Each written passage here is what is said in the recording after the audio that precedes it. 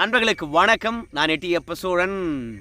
சீமானுடைய நாம் தமிழர் கட்சி தடை, இடுமோனம் கார்த்திக் கைது, வீராவேச வெட்டி பேச்சால் வந்த வினை.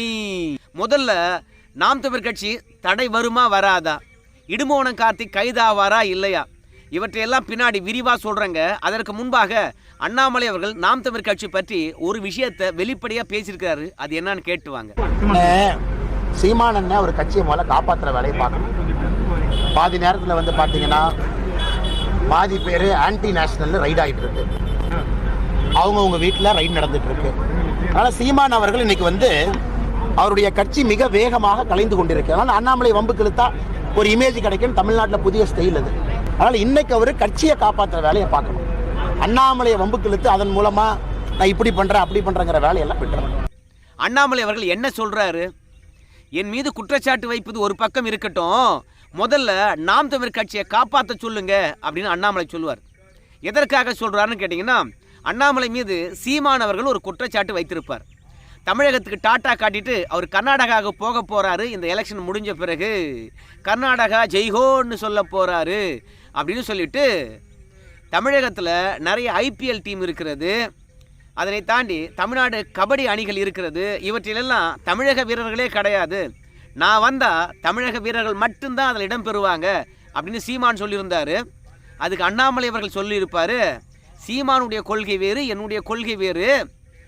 தமிழக விளையாட்டு வீரர்களை தமிழ்நாட்டு அணிகளில் மட்டும் கிடையாது, இந்தியாவில் இருக்கின்ற ஒட்டுமொத்த விளையாட்டு அணிகளிலும் தமிழக வீரர்கள் தான் இருப்பாங்க. அந்த அளவுக்கு தமிழக வீரர்களுக்கு பயிற்சி கொடுப்பேன். தமிழக வீரர்களை தவிர்த்து விட்டு வேறு வீரர்களை வந்து பார்த்தீங்கன்னா இந்தியா முழுவதும் இருக்கின்ற அணிகளில் எடுக்கவே முடியாது. அந்த அளவுக்கு தமிழக வீரர்களுக்கு பயிற்சி கொடுத்து இந்தியா முழுவதும் இருக்கின்ற விளையாட்டு அணிகளில் இடம்பெற செய்வேன். என்னுடைய பார்வை வேறு, சீமானுடைய பார்வை வேறு. எப்பொழுதும் தமிழர், தமிழ்நிலம், தமிழ்நாடு, அந்நிய மொழிக்காரர், இப்படி பிரிவினை பேசிக்கொண்டு சுருங்கிய எல்லையில் சீமான் இருக்கிறாரு. அந்த மாதிரி என்ன சேர்க்காதீங்க. நான் தெய்வீகம் தேசியம் என்று போயிட்டு இருக்கிறேன். என் பார்வை என்பது வேற. தமிழன் இந்தியாவை ஆள வேண்டும் என்று நினைக்கிறேன். நான் சீமானை பொறுத்த வரைக்கும் தமிழன் தமிழ்நாட்டோடு நின்று விட வேண்டும் என்று நினைக்கிறேன். அதனால் சீமானுடைய பிரிவினை கருத்துக்களோடு என்னை ஒப்பிட்டு பேசாதீங்க, முதல்ல ஒரு கட்சியை காப்பாற்ற சொல்லுங்க அப்படின்னு சொல்லியிருப்பார். அண்ணாமலைக்கு தெரியாத விஷயங்கள் கண்டிப்பாக இருந்திருக்க வாய்ப்பே கிடையாது. ஐபிஎஸ் அதிகாரி, காவல்துறையில் 9 ஆண்டுகள் பணிபுரிந்திருக்கின்றார். என்ஐஏ சோதனை ஏன் நடக்குது என்பதை பற்றி அவர் உளவுத்துறையிடமோ அல்லது என்ஐஏ சில அதிகாரியிடமோ கண்டிப்பாக கேட்டு தெரிஞ்சிருப்பார். அதனால தான் முதல்ல சீமான் அவர்களை அவர் கட்சியை முதல்ல காப்பாற்ற சொல்லுங்க அப்படின்னு சொல்லியிருப்பார்.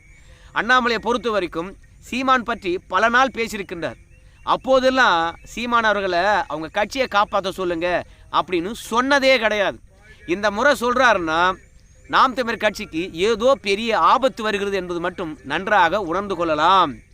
இது அண்ணாமலை மட்டும் சொல்லலை, அடுத்தது நம்முடைய மாரிதாஸ் அவர்கள் சொல்கிற விஷயத்தை 2 நிமிஷம் கேட்டுவாங்க. என்ன அப்படின்னா, இவர் கண்டமணிக்கு பேச அது உண்மைன்னு நினைச்சு வீராவசனமா எடுத்துக்கிட்டு இந்த தம்பிகள் எடா உடமை எதாவது செய்ய அது எங்கேயோ கொண்டு போய் சில நேரங்களில் நிப்பாட்டி இருக்கு. அது இந்த கட்சியவே முடக்கிற அளவுக்கு போய் நிப்பாட்டும் அப்படின்னு சீமான் அவர்கள் கூட நினைச்சிருக்க மாட்டாரு. ஆமா, இந்த எண்ணெயுடைய ரைடுக்கு பின்னாடி நீங்க தெரிஞ்சுக்கிட்டீங்கன்னா இந்த கட்சி தடையாறதுக்கான வாய்ப்புகள் 100% இங்க உண்டு. எனவே இதுல இருந்து தப்பிக்கிறது எந்த அளவுக்கு முடியும்னு தெரியல. ஆனா இன்னைக்குலாம் நாளைக்கு, இல்ல நாளைக்குலாம் நாளை கழிச்சு அப்படின்னு இதனுடைய கடைசி காலத்தை எண்ணிக்கிறதுக்கு நாம் தமிழர் கட்சி. மாரிதாஸ் அவர்கள் பல விஷயங்களை பேசியிருக்கின்றார்.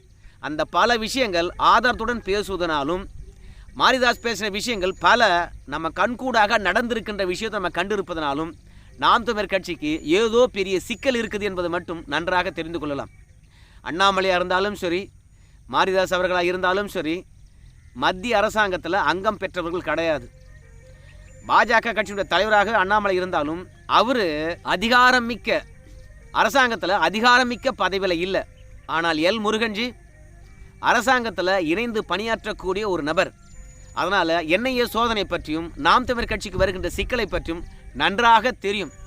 அதனால தான் எல் முருகன்ஜி அவர்கள் கூட மாரிதாஸ், அண்ணாமலை அவர்கள்லாம் கருத்து தெரிவிப்பதற்கு முன்பாகவே தெரிவிக்கிறாரு, தமிழகத்தில் சட்டவிரோத செயல்களில் நாம் தமிழர் கட்சி தம்பிகள் ஈடுபட்டிருக்கிறாங்க.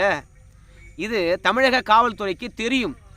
அரசியல் ரீதியாக சீமானை பகைத்து கொள்ளக்கூடாது என்பதற்காக அவங்க மீது காவல்துறை நடவடிக்கை எடுக்கலை.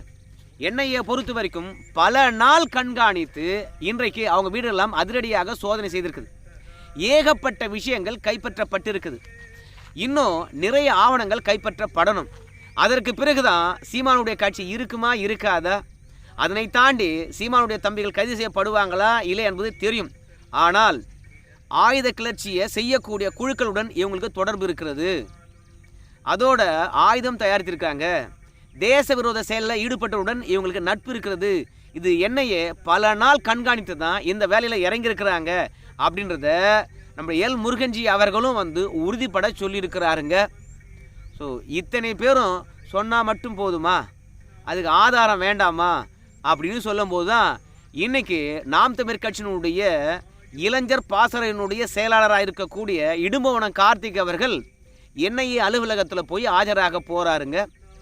இந்த ஆஜராகின்ற விஷயத்திலிருந்து நாம் தப்பித்து விட வேண்டும் என்பதற்காகத்தான் நாம் தமிழர் கட்சி தம்பிகளை பொறுத்த வரைக்கும் உயர்நீதிமன்றம் வரைக்கும் போனாங்க. ஆனால் உயர்நீதிமன்றத்தில் போயிட்டு கால அவகாசம் கொடுக்கல. இரண்டாவது, எங்களுக்கும் அதுக்கும் தொடர்பு இல்லை அவங்க கேட்கின்ற ஆவணங்களை நாங்கள் சமர்ப்பிக்க வேண்டும் என்றால் எங்களுக்கு கூடுதல் அவகாசம் வேண்டும் இல்லையா அப்படின்னு சொல்லிட்டு என்னென்னவோ பிளேட்டை தூக்கி போட்டாங்க. ஆனால் என்ஐஏக்கு ஆதரவாக ஆஜரான ஏஎல் சுந்தரேசன் கூடுதல் சொலிசிட்டர் ஜெனரலை பொறுத்த வரைக்கும் நாங்கள் ஏற்கனவே சம்மன் அனுப்பியிருக்கோம். அந்த சம்மனுக்கு இந்த தேதியில் வர முடியுமா என்று இந்த நாம் தமிழர் கட்சி நிர்வாகிகிட்ட கேட்டோம். அவங்கள பொறுத்த வரைக்கும் எங்களால் வர முடியும் என்று உறுதியளித்திருக்கிறாங்க. உறுதியளித்த பிறகுதான் நாங்கள் இத்தனை தேதிக்கு வாங்க என்று சொன்னோம். இப்போ திடீர்னு இந்த விசாரணையிலிருந்து தப்பிக்க வேண்டும், இல்லை விசாரணை திசை திருப்ப வேண்டும் என்பதற்காக தான் வந்திருக்காங்க. முதல்ல ஒத்துக்கிட்டு இப்போ நீதிமன்றம் வரைக்கும் வந்தால் என்ன அர்த்தம் அப்படின்னு சொன்ன பிறகு சென்னை உயர்நீதிமன்றத்தில் நீதியரசரை பொறுத்த வரைக்கும் நீங்களே விசாரணைக்கு ஆஜராகிறோம் அப்படின்னு உறுதியளித்த பிறகு ஏன் ஆஜராக மறுக்கிறீங்க, ஏன் கூடுதல் அவகாசம் கேட்குறீங்க அப்படின்னு சொல்லிட்டு அந்த மனுவை தள்ளுபடி செய்து விட்டு இன்றைக்கி நாம் தமிழர் கட்சி தம்பிகள்லாம் போய் என்ஐஏ அலுவலகத்தில் ஆஜராங்க அப்படின்னு சொல்லியிருக்கிறாங்க. இன்றைக்கி இடும்பவனம் கார்த்திகை பொறுத்த வரைக்கும் என்ஐஏ அலுவலகத்தில் போய் ஆஜராகிறாருங்க. என்ஐஏ அலுவலகத்துக்கு போய் என்ஐஏ அதிகாரிகள் கேட்கின்ற கேள்விகளுக்கு சரியாக பதில் சொல்லிட்டார்னு வச்சுங்களேன், இடும்பவனம் கார்த்திகை பொறுத்த வரைக்கும் கைதாக வாய்ப்பே கிடையாது. ஆனால் என்ஐஏ அதிகாரிகளை பொறுத்த வரைக்கும் கேள்விகளை சரன்னு கேட்பாங்க. எவனாக இருந்தாலும் சரி அதிரிடுவான். உங்கள் எல்லாருக்குமே தெரியும். அதுவும் இல்லாமல் ஏற்கனவே பல ஆதாரங்களை கையில் வச்சுருப்பாங்க என்ஐஏ அதிகாரிகள். அந்த ஆதாரத்துக்கு இணையாக இடும்பவனம் கார்த்திக் அவர்கள் பதில் சொன்னார்னா அவர் வெளியே வருவார். இல்லை என்ஐஏ அதிகாரிகள் திரட்டி வைத்திருக்கின்ற ஆதாரத்தின் அடிப்படையில் இல்லை ஏற்கனவே யார்கிட்ட கேள்வி கேட்டு பதிலை ரெடி பண்ணி வச்சுருக்காங்களோ அந்த பதிலும் இடும்பவனம் கார்த்திகனுடைய பதிலும் வேறு மாதிரியாக இருந்தால் இன்றைக்கி இடும்பவனம் கார்த்திக் அவர்கள் கைது செய்யப்படுவாருங்க. இடும்பவனம் கார்த்திக் அவர்கள் கைது செய்யப்பட்டால் நாம் தமிழர் கட்சி இயங்குமா? கண்டிப்பாக அடுத்தடுத்த நடவடிக்கையில் அடுத்தடுத்த ஆதாரத்தின் அடிப்படையில் தமிழகத்திலும் சரி இந்தியாவிலும் சரி இந்த மாதிரி தேச விரோத செயல்களில் ஈடுபட்டு இருக்கின்ற கட்சிகள் தடை செய்யப்பட்டிருக்கிறது. அது நாம் தமிழர் கட்சிக்கும் ஏற்பட வாய்ப்பு இருக்கிறது. பேசுவது நேர்மறையாக வெளிப்படைத்தன்மையுடன் இருக்கணுங்க. நம்ம நாட்டில் ஒரு நாளைக்கு தமிழ் ஈழத்தை அடைந்தே தீருவோம். தமிழகத்தை பொறுத்த வரைக்கும் பிரபாகரனை பேசுவதற்கு தயங்கினார்கள், தமிழ் ஈழத்தை பற்றி பேச தயங்கினார்கள், விடுதலை புலிகளை பற்றி பேச தயங்கினார்கள். இன்றைக்கு தமிழகத்தில் ஒரு சூழலை மாற்றியிருக்கின்றோம். பிரபாகரனை பற்றி பேசுவதற்கான சூழலை உருவாக்கியிருக்கின்றோம். விடுதலை புலிகளுக்கு ஆதரவாக பேசுகின்ற சூழ்நிலையை உருவாக்கி இருக்கின்றோம். அதனையும் தாண்டி தமிழ் ஈழம் வேண்டும் என்பதை நியாயமான கோரிக்கையை தமிழக மக்களை ஏற்க வைத்திருக்கின்றோம் அப்படின்னு சொல்லிட்டு தடை செய்யப்பட்ட தலைவரை பற்றி தடை செய்யப்பட்ட இயக்கத்தை பற்றி வீராவேசமாக பேசினார். அவங்க தம்பிகள் விவகாரமான வேலையில் இறங்கினாங்க. அதனால் இன்றைக்கி பார்த்திங்கன்னா தள்ளாடி கொண்டு இருக்கிறது நாம் தமிழர் கட்சி.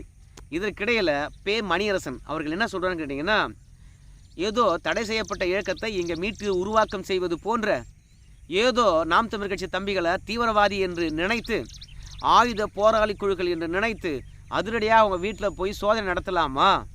கருத்தியல் ரீதியாக மோத முடியாதவங்க இந்த கட்சியை முடக்க பார்க்கின்றார்கள். இது ஜனநாயக விரோத செயல். நம்ம சீமான் அவர்கள் என்ன பேட்டி கொடுத்தாரோ அதே விஷயங்களைத்தான் மணியரசன் அவர்களும் சொல்லி கண்டித்திருக்கின்றார்.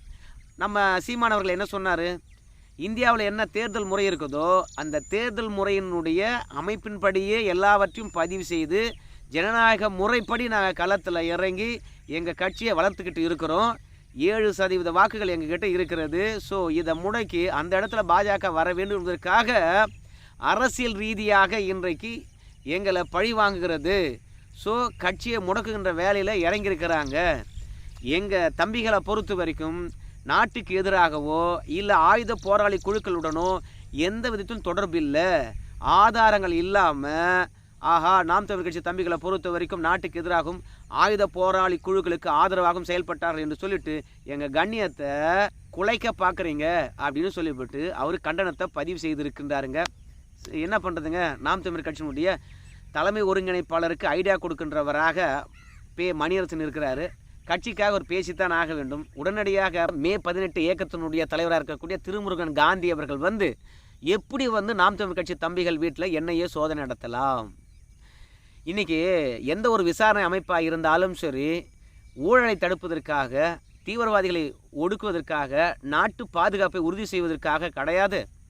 பாஜகவுடைய கொள்கையை தாங்கி இந்துத்துவ வெறியர்கள் இருக்கிறாங்களே, அவங்களுடைய கொள்கைக்கு ஆதரவாக ஆர்எஸ்எஸ்னுடைய கட்டளையில் செயல்பட்டு இன்றைக்கி அவங்களுக்கு எதிராக இருக்கிறவங்க மீதெல்லாம் அதிரடியாக சோதனை என்ற போர்வையில் அங்கே இருக்கின்ற ஒப்புக்கு சொப்பான ஆதாரங்களை அள்ளி சென்று 4-5 புத்தகங்கள், ஒரு லேப்டாப்பு, 8 செல்ஃபோனு, 8 பென்டிரைவரு, இவை தான் ஒட்டுமொத்த ஆதாரமாக காட்டி இன்றைக்கி நாம் தமிழர் கட்சியை தடை செய்யலாம் என்று நினைக்கின்றார்கள்.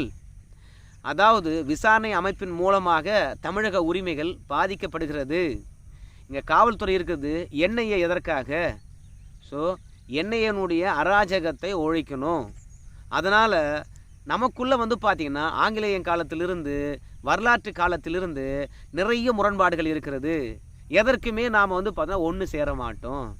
அரசியல் ரீதியாக இன்றைக்கி தமிழக உரிமையை மீட்க வேண்டும் என்றால் நாம் எல்லாம் ஒன்று சேர்ந்து மத்திய அரசாங்கத்துக்கு எதிராக போராடித்தான் ஆக வேண்டும்.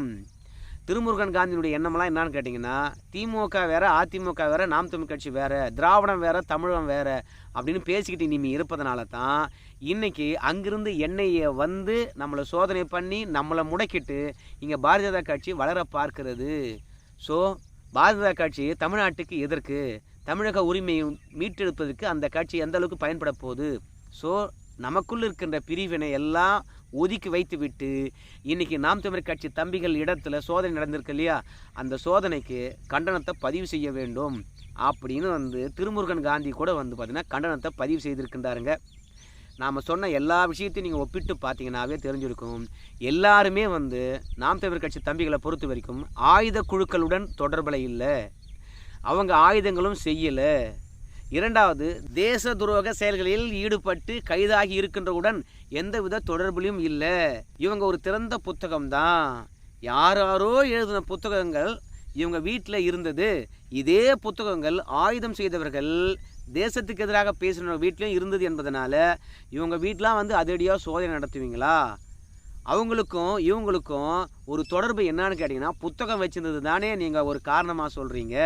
2 பேர்கிட்டையும் ஒரே புத்தகம் இருந்தது தானே சொல்கிறீங்க. இந்த புத்தகமானது ஒன்று பழ நெடுமாறன் அவர்கள் எழுதின புத்தகம், ஒன்று சீமான் அவர்கள் எழுதின புத்தகம். இந்த புத்தகங்களை பொறுத்த வரைக்கும் பல 1000 பிரதிகள் விற்று தீர்ந்திருக்கிறது. அப்படின்னா பல 1000 பேர்கிட்ட இந்த புத்தகம் இருக்கிறது. ஆனால் நீங்கள் எதற்காக அதிரடி சோதனை நடத்துனீங்க? எதற்காக நாம் தமிழ் கட்சி தம்பிகளுக்கும் ஆயுத குழுக்களுக்கும் தேச விரோத செயலில் ஈடுபட்டவங்களுக்கும் தொடர்பு இருக்குன்னு சொல்கிறீங்க? இந்த புத்தகத்தை அடிப்படையாக வைத்துத்தானே இது நியாயமா அப்படின்னு சொல்லிவிட்டு கண்டிக்கின்றவங்க எல்லோருமே பார்த்திங்கன்னா ஒரே குரலில் கண்டிப்பதனால நிச்சயமாக ஏதோ ஒரு தொடர்பு இருக்கிறது அப்படின்றது மட்டும் எல்லோருக்கும் உறுதியாவதாக அரசியல் விமர்சகர்கள் சொல்கிறாங்க. மிக முக்கியமாக நான் சொல்ல வந்தது என்ன தெரியுமா, வெறும் புத்தகத்தை அடிப்படையாக வைத்து மட்டும் என்னையே சோதனை செய்திருக்க வாய்ப்பே கிடையாது.